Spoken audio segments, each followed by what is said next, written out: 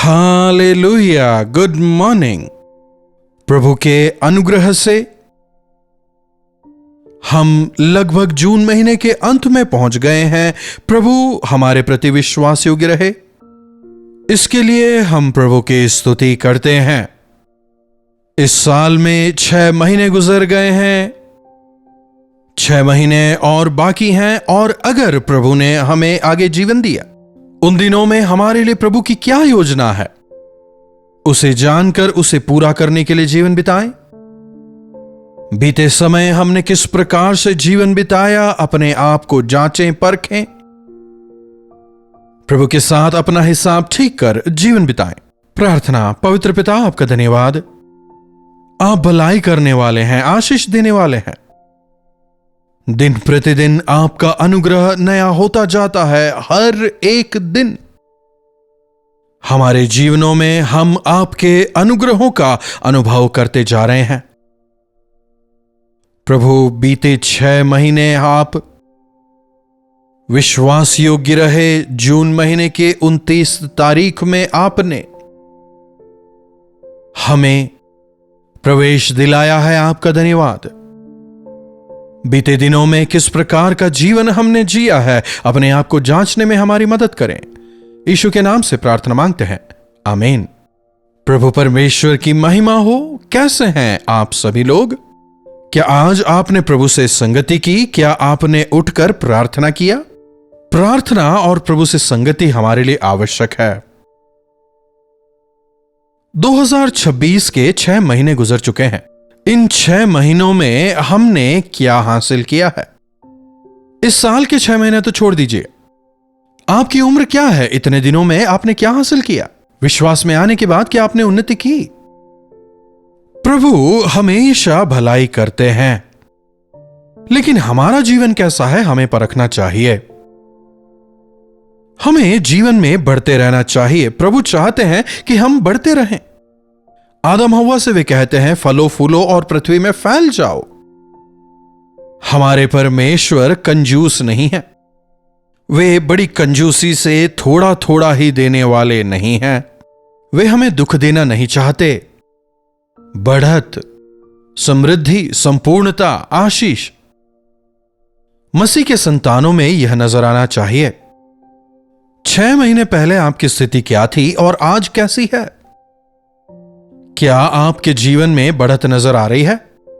पीछे मुड़कर देखें, कुछ लोगों का जीवन हमेशा एक समान ही रहता है, लेकिन प्रभु चाहते हैं कि हम दिन प्रतिदिन बढ़ोतरी करते जाएं। आज के मनन के लिए एक वचन की ओर आपके ध्यान को लाना चाहूंगा। उत्पत्ति की पुस्तक 26वां अध्याय 12वीं आयत से। और इसहाक ने उस देश में जोता बोया और उसी वर्ष में 100 गुना फल पाया। इसहाक ने बीज बोया और उसी बरस उसने 100 गुना फल पाया। हम भी बहुत सारे बीज लगाते हैं ना? केवल पेड़ों के बीज की बात मैं नहीं कर रहा हूं, जहां हम हमारा समय निवेश करते हैं, फिर चाहे वो नौकरी में हो, परिवार में हो, पढ़ाई में हो, वहां पर हम हमारा समय निवेश करते हैं। वहां से हमें क्या फल मिल रहा है? उसमें हमें कितनी सफलता मिली है? परीक्षा लिखने वाले कितने बच्चे कह सकते हैं कि हमने बीज बोया और 100 गुना फल पाया? बोल सकते हैं? मेरे एग्जाम्स में 100 में से 100 मिले। कितने माता पिता, कितने बच्चे यह कह सकते हैं? हमें क्यों जय से ज्यादा पराजयों का सामना करना पड़ता है? क्यों हमारे बीजों में फल नहीं लग रहे? रुककर सोचना चाहिए, और जहां सुधार की गुंजाइश है, सुधार भी करना चाहिए। इसहाक आशीष पाता है। हाथ पर हाथ रखकर बैठे रहें और प्रभु आशीष दें, नहीं होता। मेरे पास कई लोग आकर प्रार्थना के लिए कहते हैं, हम परीक्षा लिख रहे हैं, इंटरव्यू में जा रहे हैं, हमारे लिए प्रार्थना करें। हम प्रार्थना करेंगे, लेकिन आपको भी मेहनत करनी है। आप पढ़ेंगे नहीं, तैयारी नहीं करेंगे, क्या सफल हो जाएंगे? आपको अपनी कोशिशें जारी रखनी है। प्रभु आपकी कोशिशों को आशीष देंगे और सफलता को आप देखने पाएंगे। इसहाक को 100 गुना फल मिला। पहले उसने क्या किया? जोता और बोया। बिना बोए कैसे काटेंगे? बिना मेहनत किए फल कैसे मिलेगा? बिना विश्वास किए आशीष कैसे पाएंगे? आज इंसान जो है बिना मेहनत किए सफल होना चाहता है। चाहते हैं कि परमेश्वर मुझे आशीष दें, लेकिन उस आशीष के लिए अपने आप को वो तैयार नहीं करते। आप प्रार्थना कर रहे हैं, प्रभु मुझे ये दें, लेकिन उसे पाने के लिए आपको तैयार भी तो होना होगा। कोई दान देना चाहता था, कहता है थैला लेकर आओ, लेकिन सामने वाला थैला नहीं लाता। कहता है मेरी हथेली में ही डाल दो, तो हथेली में अगर लोगे तो उतना ही मिलेगा ना। यूसुफ के भाई लोग बड़े बड़े बस्ते लेकर आए थे यीशु मसीह के पास आने वालों को, छोटे मोटे बस्ते नहीं, क्योंकि प्रभु कहते हैं कि वे आकाश के झरोकों को खोलकर आशीष देंगे। खुलेपन के साथ प्रभु के पास आना है। इसहाक मेहनत करता है, मेहनत करके वो बीज बोता है और 100 गुना फल वो पाता है। वो अकाल का समय था, पानी की कमी थी, खेती बाड़ी ठीक से हो नहीं रही थी, फसल सूख रही थी। अभी इसहाक जो है वो एक दूसरे देश में रह रहा है, गरार नामक देश में रह रहा है। प्रभु ने उससे कहा था तू वहां रह, मैं तुझे आशीषित करूंगा, इसलिए वो वहां रुक जाता है। जहां प्रभु हमसे ठहरने कहते हैं, वहां अगर हम ठहरे तो आशीष पाएंगे, ना कि हम अपनी मर्जी से कहीं चले गए और फिर प्रभु से कहें प्रभु आशीष दें। मेरे भवन में रह, मैं तुझे आशीष दूंगा, जब प्रभु कहते हैं, लेकिन आप प्रभु के भवन नहीं जाते और प्रभु से कहते हैं कि प्रभु मुझे आशीष दें, तो वह कैसे होगा? भेंट दे देना काफी है, सोचना मूर्खता है।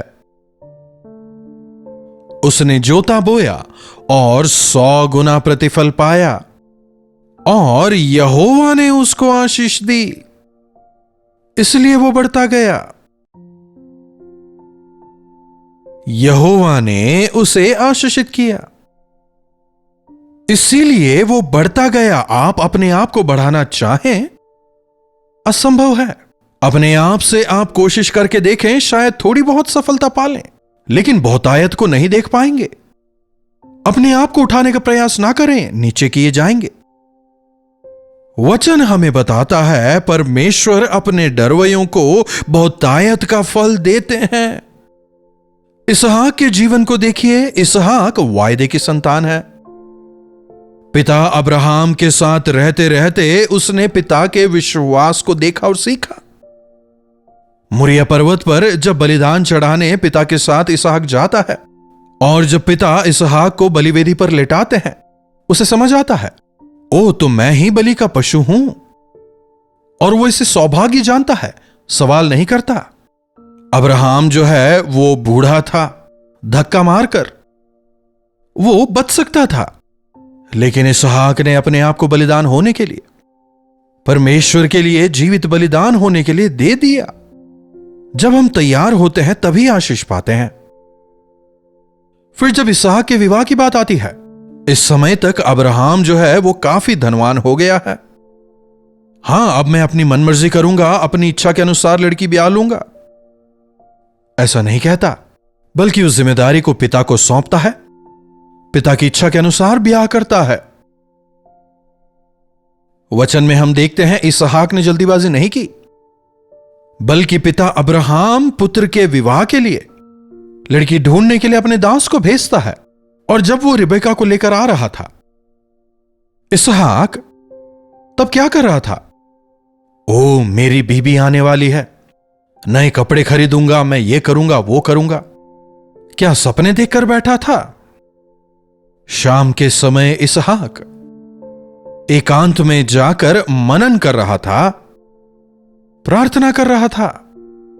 इसहाक आज्ञाकारी था, इसहाक प्रार्थना करने वाला था, इसीलिए उसने आशीष पाई।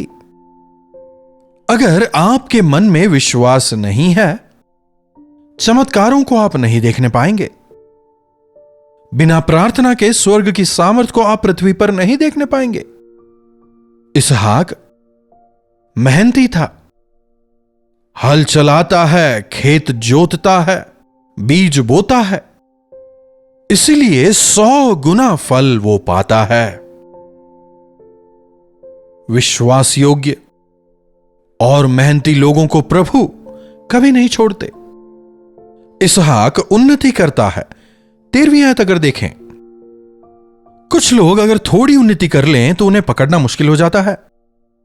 थोड़ी आशीष अगर पालें, अहंकारी हो जाते हैं, घमंडी हो जाते हैं। जब प्रभु उठाते हैं, अपने आप को और नीचा करना चाहिए, ऐसी सोच भी नहीं आती। यह भूल जाते हैं कि मैं कुछ नहीं, केवल यह प्रभु का अनुग्रह है। देखिए, आपको अपने आप को छोटे करते रहना चाहिए, तब प्रभु उठाते रहेंगे। इसहाक नम्र मन का था।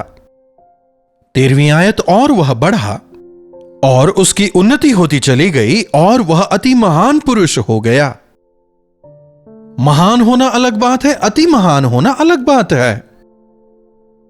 प्रभु से आपने कुछ पाया जरूर है, लेकिन वे आपको बहुत आयत से देना चाहते हैं।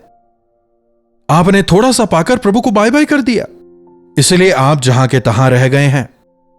इसहाक अति महान पुरुष बन गया, उसकी उन्नति होती चली गई। वो धीरे धीरे उन्नति करता है। Every step God test you. हर कदम जब आप प्रभु में होकर बढ़ाएंगे, कदम कदम पर प्रभु की इच्छा को जानकर जब आप आगे बढ़ेंगे, भले ही आप कितने ही बढ़ते जाएं, जब आप अपने आप को नम्र और दीन रखेंगे, प्रभु आपको अति महान बनाएंगे। आज हम लोगों को अति महान होते हुए नहीं देखते, कारण थोड़े में ही वे घमंडी बन जाते हैं, प्रभु को भूल जाते हैं, सोचते हैं प्रभु की जरूरत ही नहीं। उसकी उन्नति होती चली गई। परमेश्वर ने उसे आशीषित किया, इसलिए इसहाक आशीषित हुआ। कितने लोग जीवन में बढ़त देख रहे हैं? बीते साल से ज्यादा हमने इस साल उन्नति की है, बीते महीने से ज्यादा हमने इस महीने उन्नति की है। क्या आप कदम दर कदम धीरे धीरे बढ़ते जा रहे हैं? मैं केवल भौतिक आशीषों की बात नहीं कर रहा हूं। क्या आप अपने आत्मिक जीवन में बढ़ोतरी कर रहे हैं? पहले 15 मिनट ही प्रार्थना करते थे, क्या अब 1 घंटे प्रार्थना करने पा रहे हैं? पहले चर्च जाके यूं ही आ जाते थे, लेकिन अब सेवकाई में भाग लेते हैं। ना केवल भौतिक तौर पर बल्कि आत्मिक तौर पर भी हमें बढ़ना चाहिए। इस कार्यक्रम को भी करीब 2 साल से हर रोज हम आपके लिए लेकर आते हैं, ताकि आप प्रभु में लगातार बढ़ते जाएं। आत्मिक तौर पर, भौतिक तौर पर आप आशीष पाते जाएं, आप बढ़ते जाएं और अति महान बने। हमें देखकर प्रभु आनंदित हो, यही हमारी इच्छा है। एक ऊंचे शिखर पर आप पहुंचने पाएं, जहां लोग आपको देखने पाएं। प्रभु के स्वरूप में दिन प्रतिदिन आप बढ़ते जाएं, यही प्रभु हमसे चाहते हैं। ऐसा अनुग्रह प्रभु हम सबों को दें। प्रार्थना। महापवित्र पिता परमेश्वर, प्रभु आपके वचनों के लिए आपका धन्यवाद। आप हमें हमेशा आशीष देना चाहते हैं। आप हमेशा हमें बढ़ता हुआ देखना चाहते हैं। आप हमें बहुतायत की आशीषों को देना चाहते हैं। कई बार हम अपने ही कारण उन आशीषों को नहीं पाते। हमारे कमजोरियों और अविश्वास के कारण आशीषों से वंचित रह जाते हैं। कई बार थोड़ी आशीषों को पाकर घमंडी होकर आपका तिरस्कार करने लगते हैं। प्रभु, हमारी गलतियों को क्षमा करें। आपके प्रति विश्वास योग्य होकर आपसे बहुतायत की आशीषों को पाकर आपको महिमित करते हुए जीने का अनुग्रह हमें दें। यीशु के नाम से प्रार्थना मांगते हैं, आमीन। अब हमारे पिता परमेश्वर का प्रेम, प्रभु यीशु मसीह का अनुग्रह, पवित्र आत्मा की संगति और सहभागिता हमें से प्रत्येक के साथ आज, कल और सर्वदा बनी रहे। आमीन। प्रभु की महिमा हो। अपने प्रार्थना विषयों को आप हमें 9884907779 पर व्हाट्सएप, वॉइस मैसेज या फिर टेक्स्ट के जरिए भेज सकते हैं। कॉल करके भी आप हमसे बात कर सकते हैं। हम आपके लिए प्रार्थना करेंगे, प्रभु अवश्य चमत्कार करेंगे। इन्हीं वचनों के साथ आज मैं आपसे विदा लेना चाहूंगा। दोबारा मिलने तक प्रभु का अनुग्रह हम सबों पर बना रहे। कल्वरी दर्शन, ये है प्रेम के दर्शन, यीशु प्रेम के दर्शन।